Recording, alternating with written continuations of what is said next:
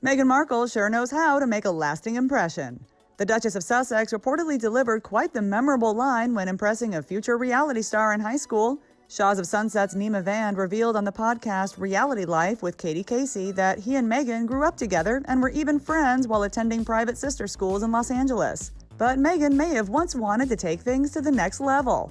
According to Nema, Meghan knew just the way to catch his attention, and it clearly worked considering how well he still remembers her undeniably smooth move more than 20 years later, saying, quote, "We were at a party one time and she sat on my lap. She got nose to nose with me.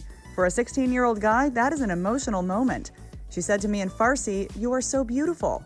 I asked her, 'How do you know Farsi?' She said, 'I learned it for you,' and she walked away." Nema recalled that everyone was in love with Meghan at that time, and she knew what she was doing, toying with hearts masterfully as a popular teen, he said. The Bravo alum added that Meghan was sweet, kind, charismatic, talented, and a hard worker, so her success isn't a huge surprise. Though Meghan has yet to respond to Nema's story, and maybe never will, she is now back in her hometown with husband Prince Harry and son Archie. The trio relocated to the U.S. in late March following Meghan and Harry's decision to step down as senior royals. They've been keeping a relatively low profile so far, but found quite the A-list crash pad, reportedly staying in Tyler Perry's $18 million Beverly Hills mansion. The pair is said to have celebrated Archie's first birthday earlier this month with a homemade cake by Meghan and video calls with loved ones. And another major milestone is just around the corner: Meghan and Harry's second wedding anniversary. Daily Mail editor and royal expert Charlie Langston told Access Hollywood how the couple will likely mark the special occasion.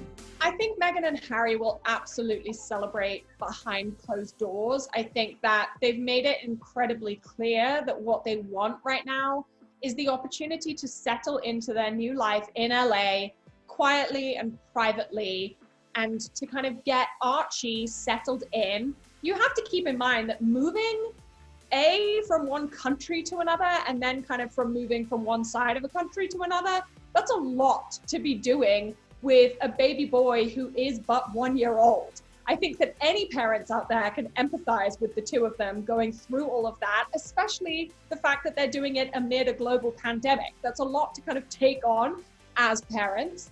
Now, if their engagement is any indication of how they like to celebrate things, I think it will be very quiet. I think it will be very private. And I think that the two of them will just enjoy the fact that they do have that privacy afforded to them now. For those who don't remember, the two of them got engaged while they were living together at Kensington Palace in Harry's kind of small cottage on the grounds. And Meghan said that the two of them were just roasting a chicken that evening, that it was a very quiet, very private, intimate moment, and that made it all the more meaningful to her. So I think that their anniversary celebrations will likely take a very similar route.